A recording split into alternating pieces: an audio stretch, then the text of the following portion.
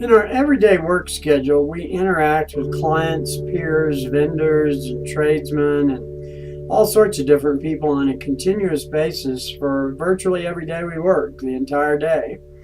And this communication is done in many ways, such as meetings, emails, phone calls, one-on-one conversations with your peers. You're passing somebody in the hallway and you chat for a minute, or you happen to be having a cup of coffee in the morning. So for this module, we are interested in any kind of verbal communication in which we do ourselves or we're witness to.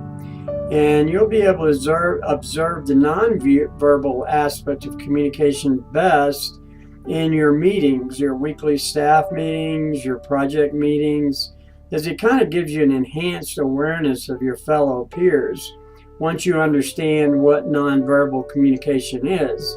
And there are 8 separate categories of nonverbal communication, which we'll go ahead and discuss individually.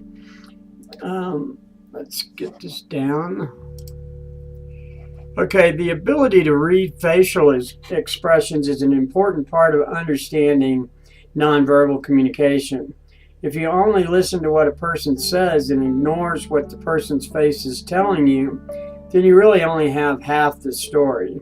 Often words do not match actual emotions, and the face belies what a person is really feeling. And that's why so much we say, let's have some FaceTime, so that we at least can see facially that what they're saying, so that we get a consistent view of it, not just the words, but everything. And facial expressions are responsible for a huge proportion of nonverbal communication. Consider how much information can be conveyed with just a simple smile or a frown. And the look on a person's face is often the first thing we see, even before we hear what they have to say. And while nonverbal communication and behavior can vary dramatically between cultures, we find that the facial expressions for happiness, sadness, different emotions are very similar throughout the world. So these are really important things to really notice as you're going through on your facial expressions. Gestures are deliberate movements and signals and are an important way to communicate meaning without words. Common gestures include waving, pointing, and using fingers to indicate numeric amounts. Other gestures are arbitrary and related to culture. So in courtroom settings, and you can see how well this is used, politicians and lawyers are quite good at it. Lawyers have been known to utilize different nonverbal signals to attempt to sway juror opinions. And an attorney might glance at his watch to suggest that the opposing argument is real tedious, or might even roll his eyes at the testimony offered by a witness.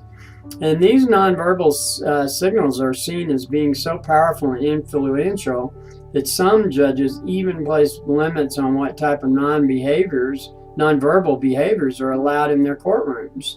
So you can see every bit of this has big meaning to us in our everyday management skills. Paralinguistics refers to vocal communication that is separate from the actual language. And although that's a pretty big word, what it really means is the factors such as tone of voice, loudness, inflection, and pitch is really paralinguistic. Consider the powerful effect that the tone of voice can have on the meaning of a sentence. When said in a strong tone of voice, listeners might interpret approval and enthusiasm. The same word said in a hesitant tone of voice might convey disapproval and a lack of interest. So consider all the different ways simply changing your tone of voice might change the meaning of a sentence. A friend might ask you how you're doing, and you might respond with the standard, "Oh, I'm fine." But you actually say those words, but how you say those words might reveal a lot about you. So like if I say, "Yeah, I'm fine," or "Yeah, I'm doing fine, man, it's great," So a cold tone of voice might suggest that you're actually not fine, but you don't want to discuss it. It's kind of a way of putting somebody off, but answering the right answer. And a bright, happy tone of voice might reveal that you're doing quite well. And as you can see, there's all different tones. You have the somber, downcast tone, your bright, happy tones. And cadence is a big thing here, too, as far as how loud and then how quickly or how slowly you're talking.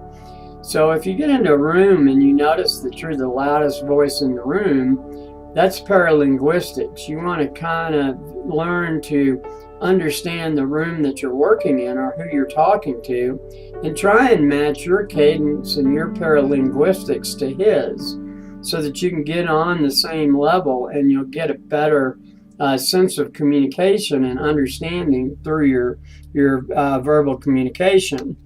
And body language and posture is a big deal as well. And it's been overplayed quite a bit, since it was a big part of the 70s studies. It was like the over-interpretation of, oh, he crossed his legs, but he crossed them against me, so that means he doesn't like me. Or, he crossed his arms, so he hates me.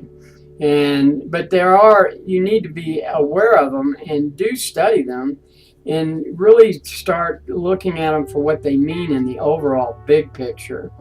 And like I said, in the 70s, this was the only part of nonverbal language or communication that was even taught, was body language and posture. And you can see now that we have 8 different categories. You'll see that it's really that study has expanded quite a bit over the years. Proxemics is a really important thing to understand. People often refer to their needs for personal space, which is also an important type of nonverbal communication. The amount of distance we need and the amount of space we perceive as belonging to us is influenced by a lot of factors, including social norms, cultural expectations, situational factors, personality characteristics, and level of familiarity. So, for example, the amount of personal space needed when having a casual conversation with another person usually varies between 18 inches to 4 feet. On the other hand, the personal distance needed when speaking to a crowd is about 10 to 12 feet. But one good rule of thumb is that if you extend your hand out from your body straight out, that should be the proxemics that is about acceptable within business. So if you look at a person in front of you and they have an arm space distance between you and them, you're usually okay. But you do want to pay attention to it. And you'll notice people get a little bit nervous when you get too close to them. And a lot of really aggressive and big managers do that sometimes. And they do it on purpose, just to get you a little riled up, or they'll stick their head over your shoulder while you're typing. And that just drives me nuts, because it's like, oh, wait a minute, now I got to do this just right. So that's proxemics. And proxemics is a fairly easy science to master, but it's a very useful part of the science as well. So eye gaze is also important. The eyes play an important role in nonverbal communication, and such things as looking, staring, blinking can be important nonverbal behaviors. When people encounter things that they like, the rate of blinking increases and the pupils dilate. And looking at another person can indicate a range of emotions, including hostility, interest, and attraction. So just look at the eyes and see if they're telling you anything. People also use eye gaze as a means to determine if somebody's being honest. If you can't sit there and look them straight in the eye, people don't think you're being honest. And it's taken as a sign that a person is telling the truth. However, if we've been around enough politicians, we know they've learned how to do that. So you can pick up some other things from it. So you see that he's using it too much. It's the old, I think thou doth protest too much. So you really want to watch somebody. If somebody's always trying to stare you down, that's a sign that he may have a real problem, and you need to find out what it is.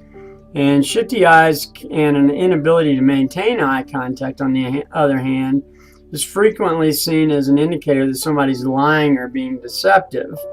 So, these are all things that you're going to have to personally study and put them into your thought process on a daily basis until you get very, very good at picking up these different indicators as you're talking with people.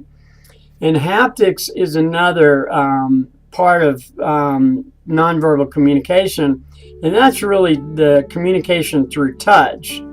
And that's really not something we do much in business. There's not a lot of room for us to be touching people when we're in a business environment. There's nothing beyond that. So, and you can use it if you touch a person on their shoulders, or as a means of, wow, you did a great job. That can have some meaning, and that's called haptics.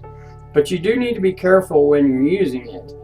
And touch can be used to communicate affection, familiarity, sympathy, and other emotions.